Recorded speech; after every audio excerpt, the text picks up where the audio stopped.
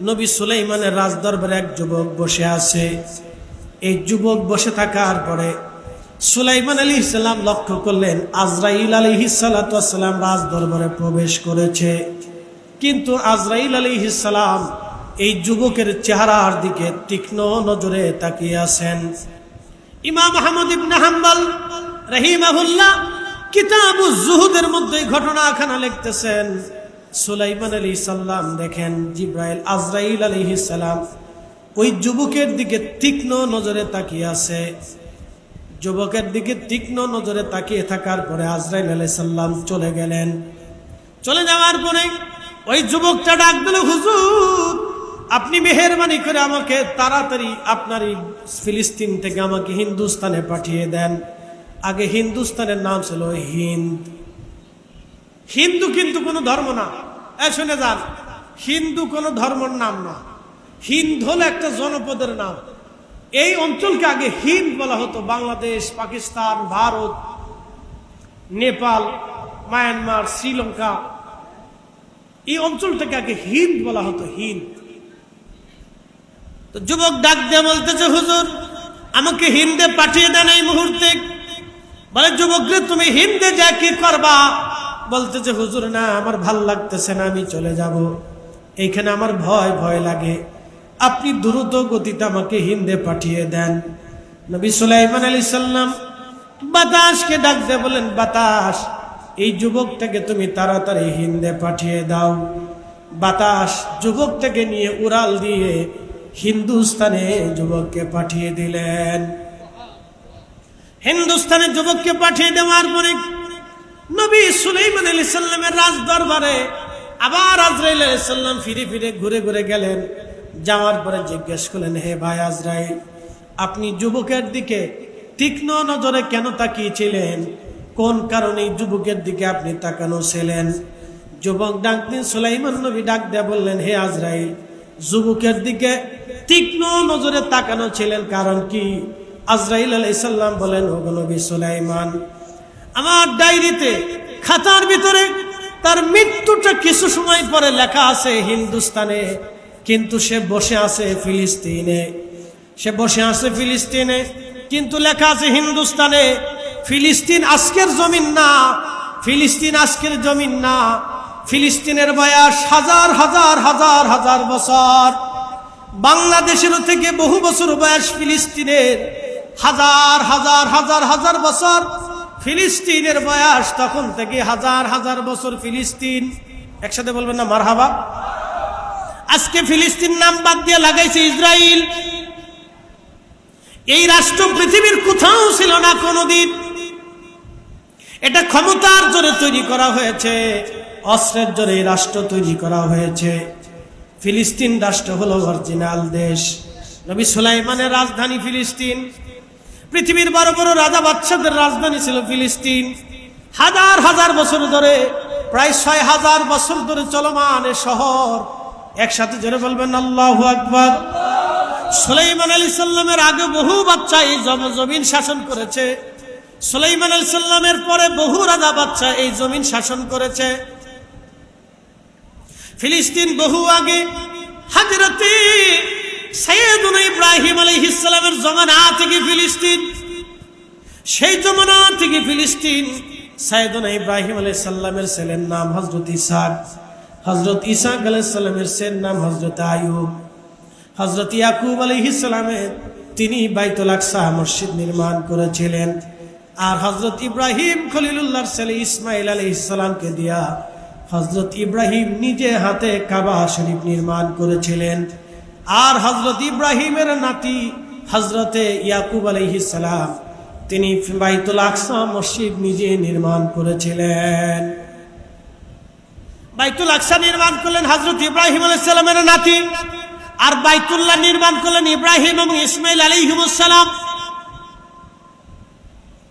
দুইজনে বাইতুল্লাহ নির্মাণ করলেন, আর ইয়াকুব তিনি নির্মাণ করলেন বাইতুল আকসা মসজিদ। এই জন্য ইহুদিরা বলে আমরাও এই মসজিদের মালিক। হযরত ঈসা রুহুল্লাহ ওই মসজিদে জন্ম নিয়েছেন, ওই মসজিদে তার মা খাদেমা ছিলেন, হযরত মারিয়াম আলাইহিস সালাম তাহেরা তৈয়বা, তিনি ওই মসজিদের খাদেমা ছিলেন। এই জন্য খ্রিস্টানরা বলে এই মসজিদ আমাদের, মুসলমানরা বলেন না এই মসজিদ আমাদের। কারণ এই মসজিদে আদিকাল থেকে সমস্ত নবীরা নামাজ পড়েছেন। একসাথে বলবেন না আল্লাহু আকবার। 70,000 নবী এই মসজিদে নামাজ পড়েছেন। আমাদের নবী যেহেতু শেষ নবী, অতএব নবীরা নবীদের ভাই, এক নবী আর এক নবীর ভাই, অতএব মসজিদ আমাদের। 3 গ্রুপের এই মসজিদ নিয়ে লড়াই, এই আদিকাল থেকে লড়াই চলতেছে। ভাবতেছেন এই লড়াই শেষ হবে? ইস না না না, এই লড়াই কিয়ামত পর্যন্ত চলতে থাকবে না, শেষ হবে না, এটা কখনো শেষ হবে না। এই কয়েকদিন সন্ধি চলবে, আবার ফুট করে দেখবেন লেগে গেছে। ওই জনপদের মানুষ এর সাথে সম্পৃক্ত হইয়া যুদ্ধ করতে করতে করতে করতে শত শত হাজার হাজার বছর তারা যুদ্ধ করতে করতে অভ্যস্ত হয়ে গেছে। তারা এর সাথে অভ্যস্ত। এই জন্য দেখছেন মারা যায়, সন্তান মরে গেছে, বাপ মরে গেছে, সব মরে গেছে, কিন্তু তারা পালায় না। একসাথে বলবেন আল্লাহু আকবার। না হয় না, আর একটু জোরে বলেন আল্লাহু আকবার। হ্যাঁ, এরা এই জাতি খুব শক্ত জাতি, খুব শক্ত জাতি। আজকে দেখলাম ফিলিস্তিনের একটা যুবকরে জালিমরা ফেরত পাঠাইছে। তার এইভাবে মারছে, তার পুরো শরীরটা ক্ষত বিক্ষত করে রাখছে।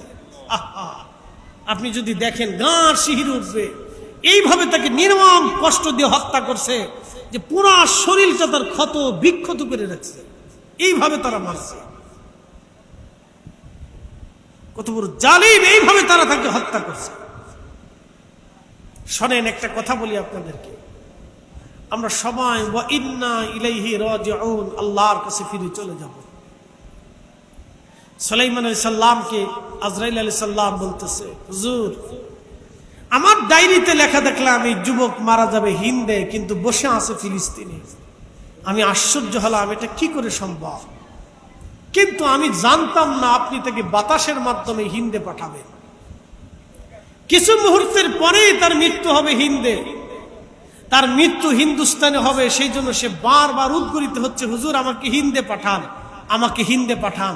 এই জন্য আপনাদেরকে বলি, আপনি যত দামি প্রাসাদেই থাকেন না কেন, মৃত্যু যেখানে আছে আপনাকে সেখানে যেতেই হবে। এই আসতে বলেন কেন, জোরে বলেন। মৃত্যু যেখানে আছে সেখানে যেতে হবে। রিজিক যেখানে আছে সেখানে আপনাকে আসতে হবে। মৃত্যু যেখানে আছে আপনি সেখানে যেতে হবে। বহু প্রবাসীরা বিদেশ থেকে আসার সময় এয়ারপোর্টে মারা যায়। আহা, বাড়ি এসে সন্তানের চেহারা দেখার আর সৌভাগ্য হলো না, বড় আশা নিয়ে আসছিল, এয়ারপোর্টে এসেই মারা যায়। বহু প্রবাসীর লাশ বিদেশ থেকে আসে, বহু প্রবাসী যাওয়ার ইচ্ছা করে যাইতে সময় মারা যায়। বহু বীর যাত্রী অ্যাক্সিডেন্ট করে মারা যায়। বর কন্যা নিয়ে আসতেছে, স্ত্রী নিয়ে আসতেছে, সুখের সংসার করবে, সুখের সংসার আর গড়া হয় না, বর আর কন্যা একসাথেই অ্যাক্সিডেন্টেই মারা যায়। এইভাবে বহু ঘটনা দুনিয়াতে আছে। এই জন্য হযরত সুলাইমান আলাইহিস সালাম বলতেছিলেন, সুলাইমান আলাইহিস সালাম বলতেছিলেন, ওগো আজরাইল। তারপরে কি করলেন? বলতেছে, হুজুর আপনি যখন তাকে বাতাসের মাধ্যমে হিন্দে পাঠাইছেন, হিন্দে নামার সাথেই আমি তার জান কবজ করেছি, তার রুহুকে পৌঁছাই দিয়া আমি আপনার দরবারে আবার ফেরত আসছি। একসাথে জোরে বলা যাবে আল্লাহু আকবার। এই জন্য আল্লাহ বললেন, ফাইন্নাহু মুলাকিকুম, এই মৃত্যু তার সাথে মোলাকাত করবে। সুম্মা তুরাদ্দুনা ইলা আলিমিল গায়বি ওয়াশ শাহাদাত, অতঃপর এমন এক মালিকের কাছে আপনাকে যেতে হবে, যেই মালিক আপনার গোপনে গোপনে সব কিছু তিনি জানেন, সব কিছু তিনি জানেন। ফায়ুনাব্বিয়ুকুম বিমা কুনতুম তা'মালুন, শুধু জানেনই না, সেই দিন আল্লাহ আপনার আমল নামা আপনাকে দেখাবে, তুমি অমুক অমুক দিনে অমুক অমুক সময় এই এই কাজ করেছিলা। ওই কবরে রাখার পরে কে আপনার আপন হবে বলেন? সন্তান চলে আসবে, পুত্র পরিজনরা চলে আসবে, আত্মীয় স্বজনরা চলে আসবে, কেউ আর কবরে আপনার আপন হলো না, সবাই আপনাকে কবরে রেখে চলে আসলো। কে আপনার আপন বলে দিয়ে আসা হলো বিসমিল্লাহি ওয়া আলা মিল্লাতি রাসূলিল্লাহ। তোমাকে নবীর দলে কবরে নামানো হলো, রসুলের দলে কবরে নামানো হলো। এই কথা বলে তো সবাই চলে আসলো। বলেন আপনার কবরে আর কি আপন আছে?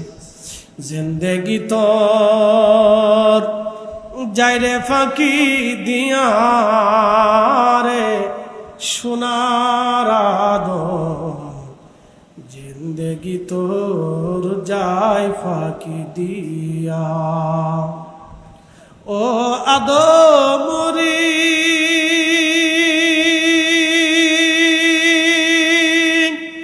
পাক ধরিয়া গেছে দাড়ি, দন্ত মাসে গুটা চারি, সমন জারি গিয়াছে করিয়ারে সোনার আদম, জিন্দেগি তোর যায় ফাঁকি দিয়া। ভাইজান আমার কবরে নামাই দিয়ে চলে আসার পরে সবশেষ ব্যক্তি যখন কবর থেকে চলে যায়, ওই ব্যক্তির 40 কদম পার হওয়ার পরে মুনকার নেকির আপনার কবরে চলে আসবে, প্রশ্ন করার জন্য মুনকার নেকির আসবে। সেদিন উপায় কি হবে? 3টা প্রশ্ন করা হবে। মার রাব্বুকা ওয়া মা দীনুকা মা কুনতা তাকুলু ফি হাক্কি হাদার রাজুল। 3টি প্রশ্ন করা হবে কবরে। কিন্তু আপনাদেরকে একটা ইবাদত আজ বলে দিয়ে যাই, মানুষকে কবর দেওয়ার পরে তাড়াহুড়া করে কবর থেকে চলে আসবেন না। শোনেন, মানুষকে কবর দেওয়ার পরে তাড়াহুড়া করে কবর থেকে চলে আসবেন না। অনেকে দেখা যায় জানাজার নামাজ পড়েই চলে যায়, কবরের কাছে যায় না। কি কথা কর না কেন? বাংলাদেশে 100 মানুষ জানাজা আসলে 80 জন চলে যায়, 20 জনও ঠিক মতো কবরে যায় না। তার আত্মীয় স্বজন, সন্তান সন্ততি, গ্রামবাসীর কিছু লোক থাকে, বাদ বাকি সব চলে যায়। বলে কারণ কি? সময় নাই। উনি জানে না এই জানাজা উনার একদিন হবে, সেই দিন আর এক মুসলমানের সময় থাকবে না।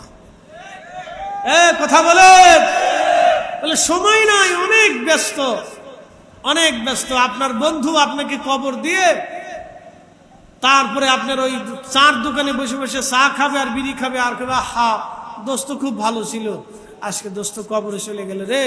আহা আহা আহা দোস্ত ভালো ছিল, চা খাবে আর বিড়ি খাবে। আহা দোস্ত খুব ভালো ছিল।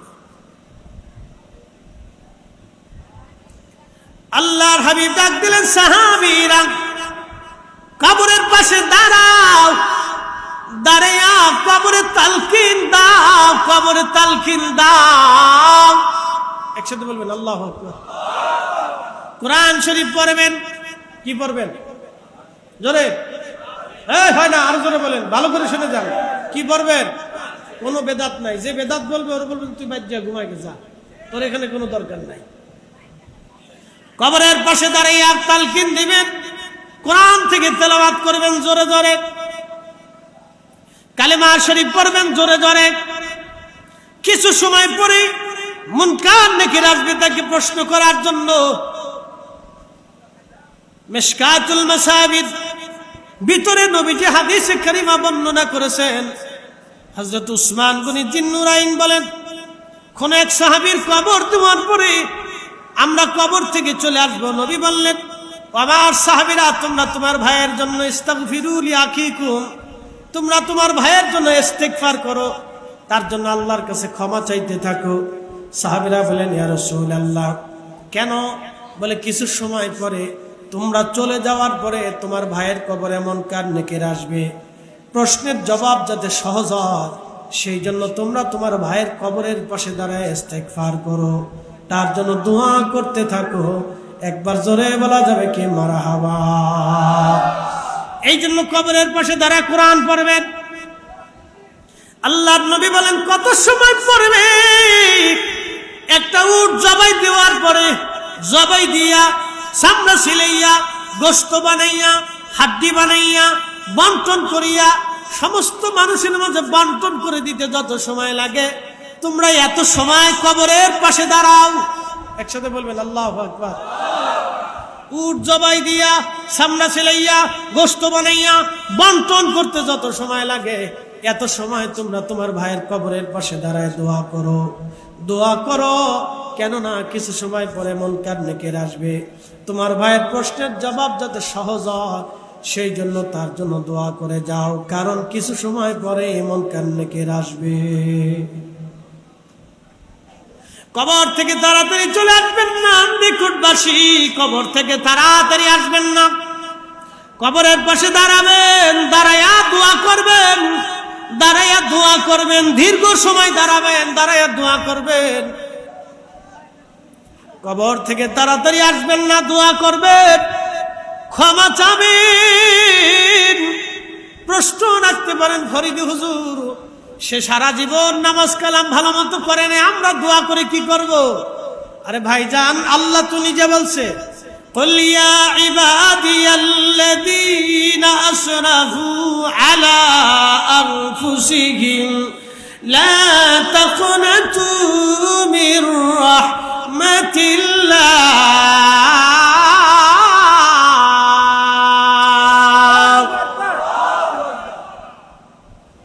হুজুর আপনি বলে দেন, হে আমার বান্দারা, নফসের সাথে যত জুলুম করো, 7 আসমান গুনাহ দিয়ে ভরে ফেলছো, 7 জমিন গুনাহ করে ভরে ফেলছো, চিন্তা নাই, পেরেশানি নিও না। লা তাকনাতু মির রাহমাতিল্লাহ, আমার রহমত থেকে তুমি নিরাশ হয়ো না, আমার রহমত থেকে তুমি নিরাশ হয়ো না, নিরাশ হয়ো না। একসাথে বলবেন আল্লাহু আকবার। কে বলেছে? রহমত থেকে নিরাশ হতে নিষেধ কে করেছে? রহমত থেকে নিরাশ হয়ো না। ইন্নাল্লাহা ইয়াগফিরুয যুনুবা জামিআ,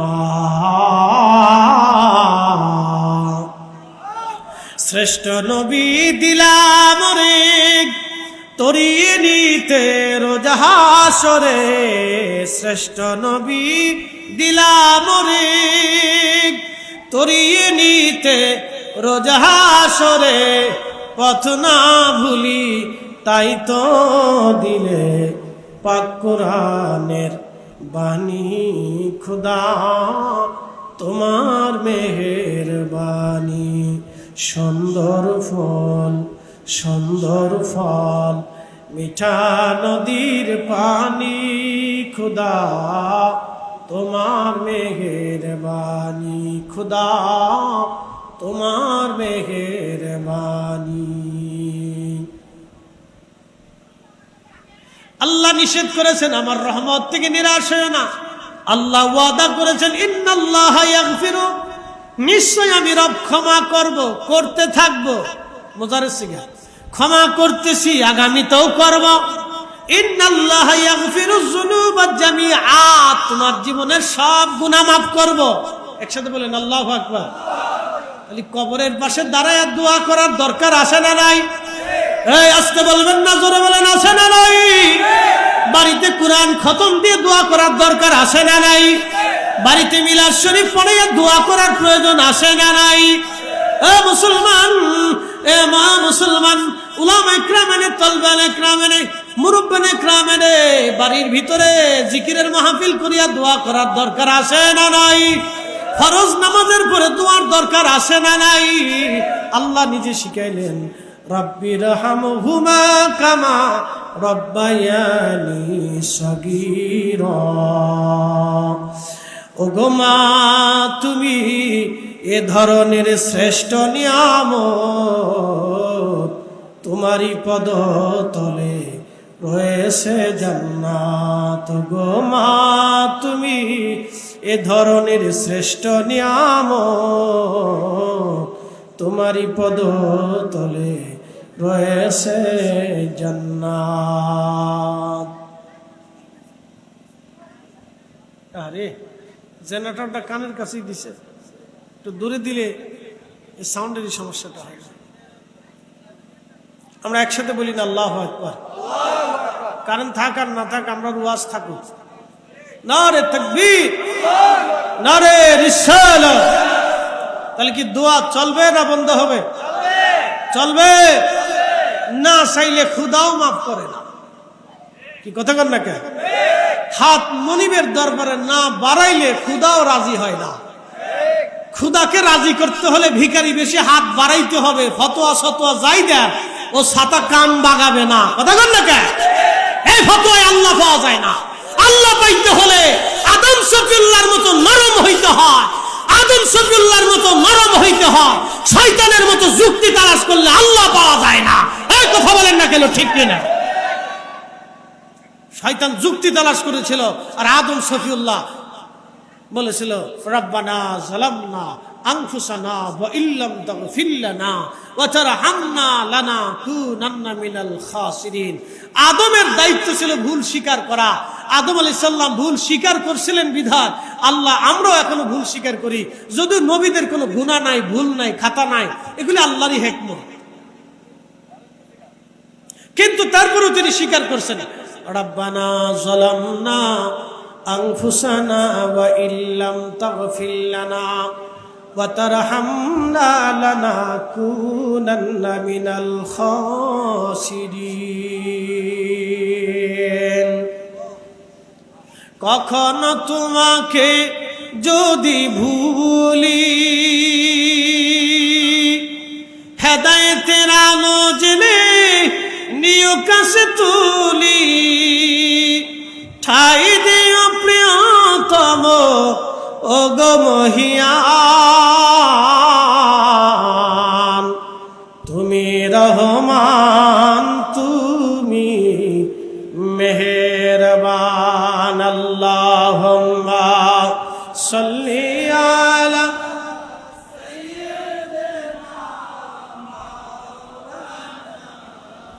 মুহাম্মাদ ওয়া আলা আলি সাইয়্যিদিনা।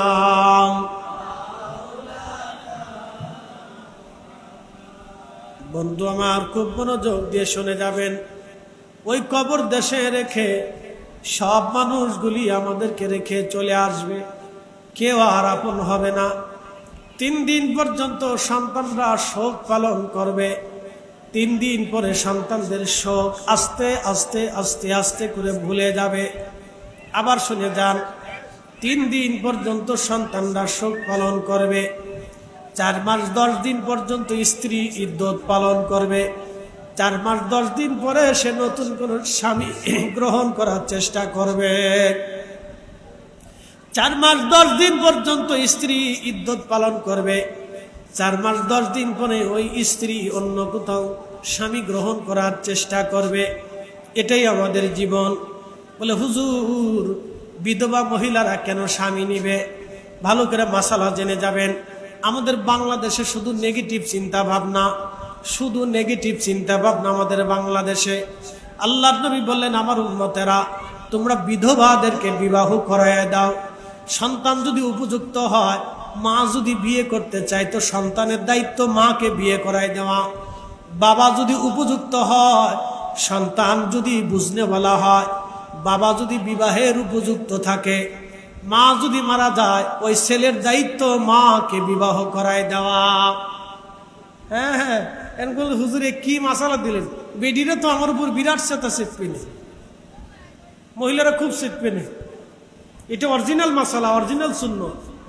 এই উম্মত ভুলে গেছে, তো এই উম্মত ভুলে গেছে। এটা অরিজিনাল মাসালা, শুনে যান, এটা অরিজিনাল অরিজিনাল। আল্লাহর নবী বলেন, আমার উম্মতেরা তোমাদের ছেলে মেয়েরা যদি উপযুক্ত হয়, তোমরা তোমাদের সন্তানদেরকে নিজ দায়িত্বে বিবাহ দিয়ে দাও। একসাথে বলুন না মারহাবা। না আরো জোরে বলেন। ছেলে মেয়েরা খুশি হইতেছে যে হুজুরে একটা কাজ করে দিয়ে গেলাম আমরা। ওরা খুশি হইতেছে মনে মনে যে হুজুর কাজ করে দিয়ে গেছে। হ্যাঁ, এটা মাসালা। ছেলে মেয়ে উপযুক্ত হলে যদি বেকারও থাকে তাও বিয়ে করাই দেয়। বলে খাওয়াবে কে? বাপে খাওয়ান, আপনি খাওয়ান, অসুবিধা কি? ছেলে মেয়ে যদি উপযুক্ত হয়, বিবাহ বন্ধনে আবদ্ধ করায় দেন, এটা রাসূলের তরিকা। আর বাবা মা যদি বয়স্ক থাকে, বিবাহের যদি যোগ্যতা তার থাকে, আপনার বাবা মারা গেছেন, বাবা মারা গেছে, আপনার মা যোগ্যতা সম্পন্ন, সন্তানরা অন্য কোনো পুরুষকে মায়ের কাছে দেখতে চায় না। না না, এই মাসালা দিলে হবে না। আপনার মা অন্য কোনো পুরুষের কাছে নিরাপদ হবে যদি আপনার মা স্বামী গ্রহণ করে, তাহলে আপনার মা নিরাপদ হয়ে গেল। আপনার মাকে নিয়ে আপনার আর কোনো চিন্তা থাকবে না, আর আপনিও সুন্দর করে তাকে মেনে নেবেন ভালোবাসা দিয়ে। আল্লাহর নবীর তরিকা এখনো আছে, আরবরা এখনো এইভাবে বিবাহ বন্ধনে আবদ্ধ করায় দেয়। আরবদের ভিতরে সেই প্রচলন এখনো আছে। শুধু নেগেটিভ চিন্তা বাংলাদেশে। যদি কেউ 2 বিয়ে করে, আমাদের বাংলাদেশে কয় লুইসা। আমি বলি না বেটা, তার সামর্থ্য আছে বিদায় 2 বিয়ে করেছে। যার সামর্থ্য আছে সে 4টেও বিয়ে করতে পারে। বিয়ে করা নবীর সুন্নত, বিয়ে করা রসুলের সুন্নত। একবার জোরে বলবেন কি মারহাবা। এই শোনেন, কেউ যদি একাধিক বিয়ে করে সে লুচছে না, তার চরিত্র ভালো। এবার ডরাইতেছেন মনে হয় আপনারা যে হুজুর কোন ফেস না লাগাই দিয়ে গেল। না, অসুবিধা নেই, মাসালা সুন্দর। কিন্তু আমাদের বাংলাদেশের প্রকৃতি আবহাওয়ার ভিতরে এই মাসালা চলে না। বলে কেন? আমাদের দেশের বেডিরা যে মারাত্মক, যে কঠিন অবস্থা, এই মহা বিপদে আমাদের আবু তো আদনান ভাই ঘুরে গেছে। মুসিবত, অনেক বড় মুসিবত। অধিক বিয়ে যে করে তার শান্তি হয় না। বলে কেন?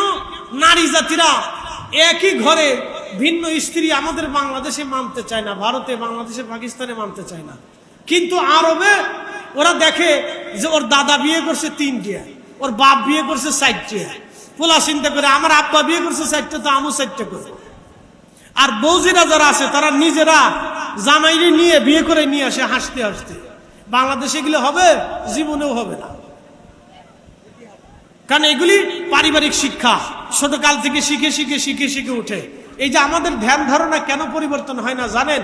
আমাদের বাচ্চারা বকাঝকা শিখে কার কাছ থেকে? মার কাছ থেকে শিখে, দাদার কাছ থেকে শিখে, চাচার কাছ থেকে শিখে, গ্রাম থেকে শিখে, বাচ্চাদের থেকে শিখে।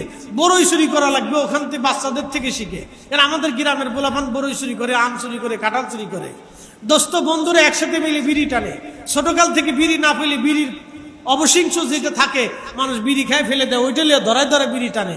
ওর প্র্যাকটিক্যাল শিক্ষা নিতে থাকে যে কয়েকদিন পরে আমিও বিড়ি খাবো। মনে কিছু নিয়েন না, আমাদের সামাজিক সিস্টেমটা একেবারে ভিন্ন রকম, একবারে আন্দা গান্দা পাসা। এই জন্য আমাদের বাচ্চারা শিখে না কিছু। একটু বড় হইলে কয় বিদেশ চলে যাব। বিদেশ যা কি করবা? বিদেশ যায় অন্য বেটার কামলা দিতে হবে, পায়খানা পেশাব সাফ করতে হবে, এই হোটেল মোটেল মুছতে হবে, পানি সানি আগাই দিতে হবে। অন্য বেটা নিয়ে সোয়া বেতন দিবে না, কাজ করাইয়া তারপরে বেতন দেবে। কি কথা কন না কেন? একটু বড় হইলে বাপে বিদেশে গেছে, আমিও বিদেশ যাবো গা। কালকে 2 ফুলারে জিগেলাম কোন ক্লাসে পড়ো? হুজুর পড়ালেখা ছেড়ে দিছি। আমি বললাম কি করবা? হুজুর বিদেশ যাবো গা। আমাকে মাশাআল্লাহ এই বয়সে বিদেশ যাবো গা, চিন্তা করলা তো বিদেশ যা কি করবা? বিদেশ যায় তো কামলাই দিত, বিদেশ যায় তো কাজ করে খাইত। এই জন্য চিন্তা চেতনা মগজে ধাপ ধরছে, ওটার উপরে আমরা বসে রয়েছি। মনে কিছু নিয়েন না, এগুলো আমি বাস্তব থেকে আপনাদেরকে শিখাইলাম। এখন বলেন দোয়া কি চলবে না বন্ধ হবে? না না, একসাথে বলেন চলবে না বন্ধ হবে। আবার বেদাতের ভয়ে দোয়া ছেড়ে দিয়ে না, সর্বনাশ হয়ে যাবে। বেদাতের ভয়ে দোয়া ছেড়েন না, কোনো বেদাত নেই। দোয়া বেদাত না, দোয়া ইবাদত। আল্লাহ রাসূল বলেছেন আদ-দুআউ ওয়াল ইবাদা। সুনানু আবু দাউদ কিতাবুত তাফসীরের ভিতরে এসেছে, দুঃখিত আবুদ দাওয়ার ভিতরে এসেছে। নবীজি বলেছেন আদ-দুআউ ওয়াল ইবাদা, দোয়া হচ্ছে ইবাদতের মধ্যে অন্যতম ইবাদত। নবী বলছে দোয়া ইবাদত, নবী বলছেন দোয়া ইবাদত। আমরা মানি দোয়া ইবাদত, কথা বলেন ঠিক কিনা? রাসূল বলছে দোয়া ইবাদত, আমরা মানি ইবাদত। যেখানে ইবাদত আছে সেখানে আমরা আছি, যেখানে ইবাদত নাই সেখানে আমরা নাই। হিসাব সহজ, আল্লাহ ওয়াজ করছে فَمَن يَعْمَلْ مِثْقَالَ ذَرَّةٍ خَيْرًا يَرَهُ। অনুপরিমাণ যদি নেকের কাজ তুমি করো তাহলে তুমি বেনিফিট পেয়ে যাবা। অনুপরিমাণ নেকের কাজ যদি তুমি করো তারপরও তুমি বেনিফিট পাবা, প্রতিদান পেয়ে যাবা। এবং অনুপরিমাণ যদি খারাপ কাজ করো তারও প্রতিদান তুমি পেয়ে যাবা। এই জন্য আমাদের ওয়াজ হলো, নেকি আছে যেখানে, আমরা আছি সেখানে। নেকের কাজ অল্প হোক ছাড়ব না, গুনার কাজ অল্প হোক করব না। আবার শুনে যান, فَمَن يَعْمَلْ مِثْقَالَ ذَرَّةٍ خَيْرًا يَرَهُ وَمَن يَعْمَلْ مِثْقَالَ ذَرَّةٍ شَرًّا يَرَهُ।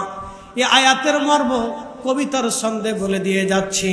নেকের কাজ যত ছোট হোক ছাড়ব না, গুনার কাজ যত ছোট হোক করব না। আবার বলি, নেকের কাজ যত ছোট হোক ছাড়ব না, গুনার কাজ যত ছোট হোক করব না।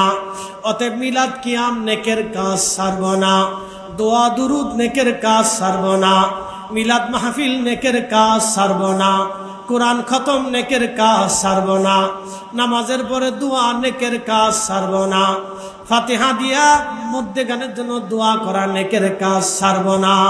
কি কথা কন না কেন? নেকের কাজ ছাড়ব, যারা বলেন নেকের কাজ যত ছোট হোক ছাড়ব, নেকের কাজ যত ছোট হোক ছাড়ব, গুনার কাজ যত ছোট হোক করব। স্লোগান আল্লাহর কোরআন থেকে শিখিয়ে দিলাম, কোরআন থেকে শিখিয়ে দিলাম। একবার দুরুদ পড়লে 10টা নেকি হয়, 10টা গুনাহ মাফ হয়। তো দুরুদ ছাড়বো কে? একবার একটা হরফ কোরআনের তেলাওয়াত করলে 10টা নেকি হয়, তো আমি ছাড়বো কে? দুয়ায় বসলে ইবাদত হয়, নেকি হয়, গুনাহ মাফ হয়, তা আমি ছাড়বো কে? আপনি ফতোয়া দিলে আমি ছাড়বো নাকি? কি কথা কন না কে? আপনি বললেই ছাড়বো নাকি?